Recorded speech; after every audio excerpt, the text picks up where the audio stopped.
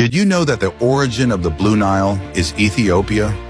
For centuries, Egypt has marveled at the Blue Nile River, often imagining it as a gift born in the sands of Egypt, as if the river simply springs from its deserts.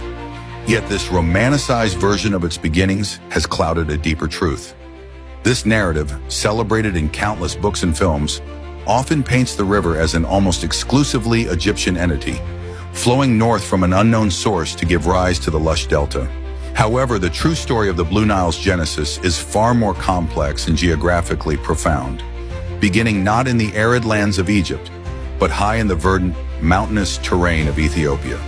The Blue Nile, in its lifeblood and majesty, draws its strength not from Egypt, but from the highlands of Ethiopia.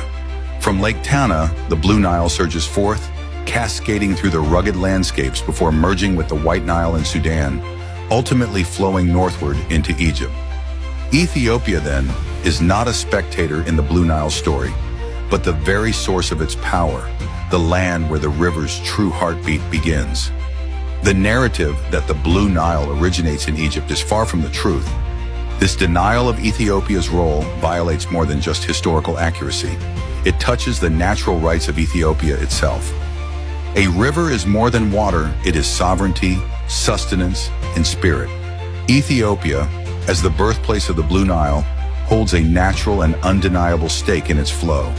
To strip it of recognition is to strip it of dignity, of rightful place, and of agency in the narrative of a river it gave to the world.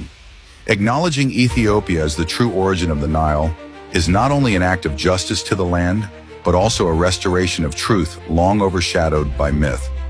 For in honoring Ethiopia, we honor the river itself, its journey, its history, and its rightful source.